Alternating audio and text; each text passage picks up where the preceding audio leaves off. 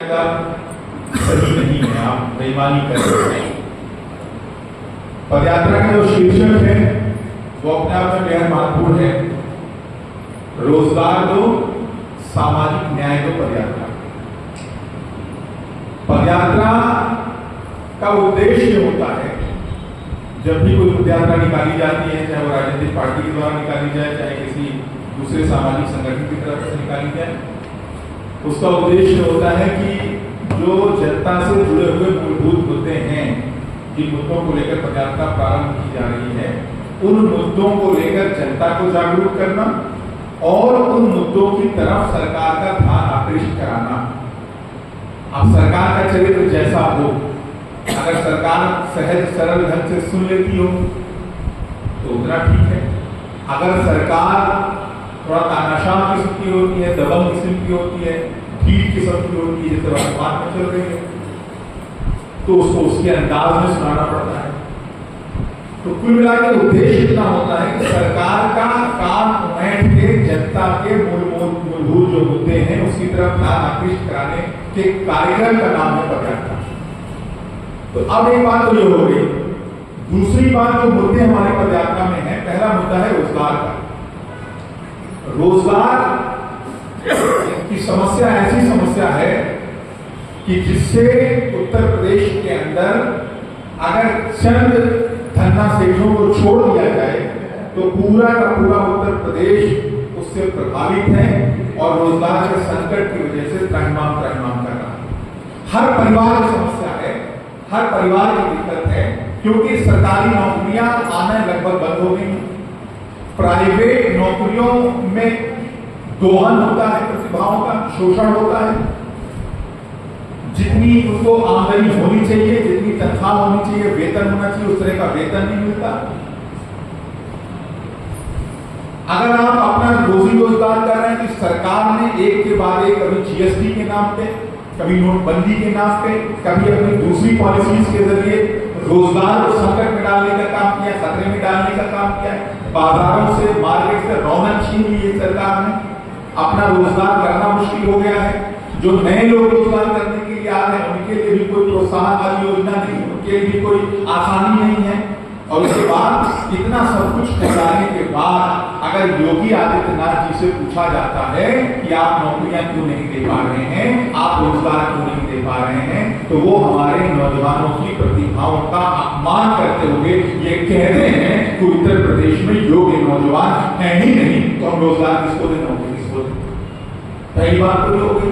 अगर आप नरेंद्र मोदी जी से पूछिए, जिन्होंने वादा किया था कि हर साल 2 करोड़ नौकरियां देने का काम करेंगे, सरकार में आएंगे, और उनसे आंकड़ा पूछा जाए भैया जब से आप सरकार में आए हो तब से कितनी नौकरियां दी हैं, तो ये संसद भवन का आंकड़ा मैं आपको बता रहा हूं, लोकसभा राज्यसभा का आंकड़ा बता रहा हूं कि हर साल लाखों नौकरियां छीनने का काम इस सरकार ने किया जब से सरकार के अंदर आए हैं। अब उत्तर प्रदेश में वापस चले आते हैं। अगर उत्तर प्रदेश में सरकारी नौकरियों की बात की जाए तो पता चलेगा कि सालों गुजर जाते हैं, भर्तियां आती ही नहीं है। अगर कहीं गलती से भूले भटके यदा कदा कोई भर्ती आ भी गई, लाखों करोड़ों नौजवानों ने उम्मीद में, आस में आके फॉर्म भर भी दिया, तो पता चलता है कि परीक्षा ही नहीं हो रही। अगर किसी तरीके से रोते पीटते ये सरकार परीक्षा कराने की स्थिति में पहुंच जाती है तो पता चलता है कि परीक्षा का पर्चा लीक हो गया। मतलब हद ये हो गई उत्तर प्रदेश के अंदर कि कक्षा 5 की परीक्षा तक का पर्चा लीक हुआ है इस सरकार के अंदर। यह उपलब्धि की सरकार के सर पे ही आई। बलिया के अंदर कक्षा 5 के परीक्षा का पर्चा लीक हो गया इस सरकार के अंदर। इतनी महान सरकार है योगी सरकार, योगी सरकार मुर्दाबाद। अब आइए मान लेते हैं कि उन्होंने परीक्षा किसी तरीके से रोते गाते करा लिया, फिर क्या करते हैं, कभी आरक्षण पे डाका डाल देंगे, कहीं कोई दूसरी विसंगति कर देंगे जिससे मामला कोर्ट में पहुंच जाए। और कई बार तो इनके अपने ही लोग विसंगति खुद पैदा करते हैं, अपने ही लोगों को कोर्ट में भेज देते हैं, क्योंकि इनकी मंशा साफ है कि लोगों को, नौजवानों को सरकारी नौकरी नहीं देनी है, नहीं देनी है, नहीं देनी है। तो अगर इन्होंने नहीं देने की कसम खाई है तो अब ऐसा तो है नहीं कि ये देश वीरों से खाली है, ये प्रदेश वीरों से खाली है। तो ऐसे में हम सब के नेता माननीय सांसद संजय सिंह जी ने भी प्रण दिया कि अगर आप नौकरियां ना देने का कसम खाओगे तो हम नौकरियां देने के लिए चाहे सैकड़ों किलोमीटर पैदल चलना पड़े, हम पैदल चलेंगे, लेकिन अपने नौजवानों को रोजगार दिलाएंगे, अपने नौजवानों को संजय भैया जिंदाबाद, संजय भैया जिंदाबाद। तो इसलिए ये उचित नहीं है। हमारा सामाजिक न्याय बहुत बृहद है, बहुत विराट है। अब हमारा सामाजिक न्याय क्या है ये समझ लीजिए। हमारा सामाजिक न्याय किसी जात के बंधन में जकड़ा हुआ नहीं है। हमारा सामाजिक न्याय किसी क्षेत्र के बंधन में जकड़ा हुआ नहीं है। हमारा सामाजिक न्याय बहुत बृहद है, बहुत विराट है। बात है अब मान लीजिए इतने लोगों में देखा जाए, पता चले कि बहुतायत में ओबीसी समाज के लोग हैं और सब मिलके अजय नारायण मिश्रा जी के साथ अत्याचार कर रहे हैं। तो जो आम आदमी पार्टी का सामाजिक न्याय है वो आम आदमी पार्टी को इस बात के लिए प्रेरित करता है कि वोट बैंक की थैली मत देखिए। अजय नारायण मिश्रा के साथ अगर अन्याय इस दुनिया पे हो रहा है कि वो संख्या में कम है, तो आम आदमी पार्टी अजय नारायण मिश्रा के साथ कंधे से कंधा मिलाकर खड़ी हो जाएगी। ये है हमारा सामाजिक न्याय। इसका एक जीता जागता उदाहरण जिसका कल दर्शन किया नीलम यादव जी ने सिद्धार्थनगर जनपद के अंदर एक रेप कांड होता है जिसमें एक नाबालिग महिला का, एक नाबालिग लड़की का, माफी चाहता हूं, एक नाबालिग लड़की का किसी मुस्लिम लड़के के साथ अफेयर रहता है। लड़की हिंदू समाज से आती है, लड़का मुस्लिम समाज से आता है।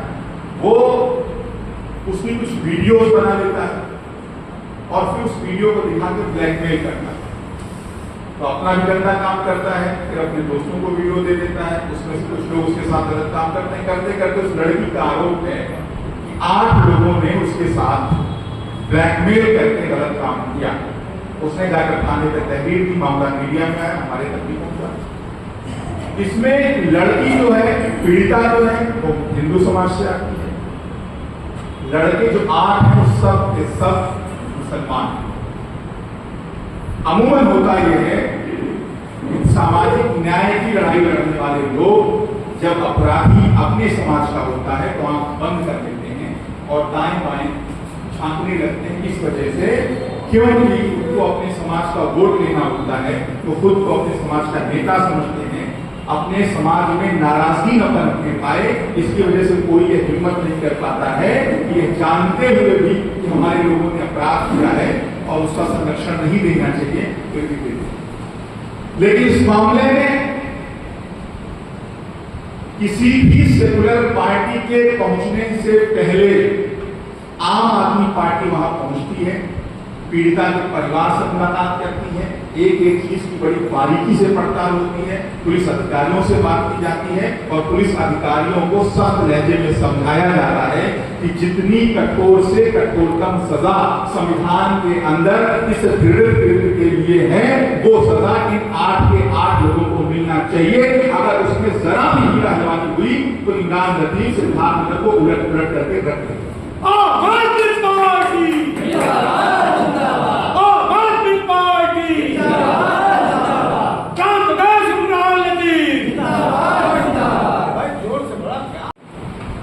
तो आपको समझ में आ गया होगा, ये बात सही है कि सरकारी आंकड़ा ये कहता है, एनसीआरबी का आंकड़ा ये कहता है कि उत्तर प्रदेश के अंदर जब से योगी आदित्यनाथ जी की सरकार आई है, दलितों के ऊपर सबसे ज्यादा अत्याचार हो रहा है, सबसे ज्यादा अन्याय हो रहा है।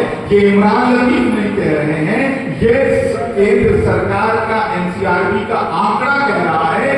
योगी आदित्यनाथ जी की सरकार आने के बाद उत्तर प्रदेश के अंदर दलित समाज के साथ, दलित समुदाय के साथ सबसे ज्यादा अत्याचार हुआ है, सबसे ज्यादा अन्याय हुआ है पूरे देश की तुलना में। तो अब जहां इस वजह से दलित समाज के लोगों को प्रताड़ित किया जाएगा कि वो दलित हैं, उनको शूद्र बन के रहना है, उनको नीच बन के रहना है, उनको छोटा बन के रहना है, तो वहां पर आम आदमी पार्टी दलित समाज के साथ कंधे से कंधा मिलाकर खड़ी होगी। अगर किसी मुसलमान को सिर्फ इस वजह से उसके घर में बुलडोजर चलाया जाएगा कि वो मुस्लिम समाज से ताल्लुक रखता है, वो भारतीय जनता पार्टी को वोट नहीं देता, भारतीय जनता पार्टी का समर्थक नहीं है, तो आम आदमी पार्टी वहां मुसलमान के साथ खड़ी होगी। अगर कहीं पर ओबीसी समाज के साथ अन्याय हो रहा है तो वहां पर आम आदमी पार्टी ओबीसी समाज के साथ खड़ी होगी। मतलब साफ है, जात नहीं देखेंगे, क्षेत्र नहीं देखेंगे, धर्म नहीं देखेंगे, वर्ग नहीं देखेंगे, अमीरी नहीं देखेंगे, गरीबी नहीं देखेंगे। जिसके साथ अन्याय हो रहा होगा अपना वोट बैंक नहीं देखेंगे, जिसके साथ भी अन्याय हो रहा होगा उसके साथ आम आदमी पार्टी कंधे से कंधा मिलाकर खड़ी होगी, और जो अन्याय कर रहा होगा, अत्याचार कर रहा होगा, उसको मंजूर ये हमारा सामाजिक न्याय है। इसी वजह से मैं कह रहा था कि हमारे सामाजिक न्याय को किसी दूसरी पार्टी के आईने से चश्मे से मत देखिएगा कि हमारा बहुत विराट समाज। आप सरकार में उठाकर देख लीजिए किस तरह से सरकारी जातिवाद के शिकंजे में जकड़ा हुआ है उत्तर प्रदेश का सरकारी दल। आप अधिकारियों की सूची उठा लीजिए भाई साहब, हेलो, अधिकारियों की सूची उठा के देख लीजिए। आपको अगर देखना हो किस तरीके से इस सरकार के अंदर सरकारी जातिवाद का आतंक चल रहा है तो आप उठाकर देखिए। कबीरनगर जनपद में कितने थाने आते हैं मुझे ये नहीं पता, लेकिन आप सबको मैं एक काम देके जा रहा हूं। उठाइएगा लिस्ट, किस थाने का थाना इंचार्ज कौन है। आम आदमी पार्टी जातिवाद की राजनीति नहीं करती, लेकिन मैं एक फिक्र आपके दिमाग में देना चाहता हूं। आप उठाइएगा किस थाने का इंचार्ज कौन है और सबकी जातियों का नाम आगे आप लिख दीजिएगा, और उसके बाद आप अंदाजा लगा लीजिएगा इस सरकार के अंदर सरकारी जातिवाद का आतंक है या नहीं। जितने अधिकारी अच्छी पोस्ट वाले जो अधिकारी हैं आप उनकी जातियों को उठाकर देख लीजिए, तो किस तरह से जात का प्रभाव है इस सरकार के ऊपर वो आप नजर उठाकर देख सकते हैं। आम आदमी पार्टी इसी विसंगति के खिलाफ करने के लिए सामाजिक न्याय को पदयात्रा लेकर निकल रही। अब आपको समझ में आ गया हो, दंगा करना चाहते हो, समाज को बांटना चाहते हो, असमाज में खाई पैदा करना चाहते हो, इसका मतलब साफ है कि आपको मर्यादा पुरुषोत्तम भगवान राम से प्यार नहीं है, आपको प्यार उस कुर्सी से है जिसको मर्यादा पुरुषोत्तम भगवान राम ने लात मारने का काम किया। मर्यादा के लिए, शुचिता के लिए मर्यादा पुरुषोत्तम भगवान राम ने कुर्सी को लात मार दिया। खड़ाओं बराबर भी नहीं समझा था, जूती बराबर भी नहीं समझा था। आज उसी कुर्सी को पाने के लिए आप जूती अपने सरों के लिए घूम रहे हो, आप समाज को बांट रहे हो, तोड़ रहे हो।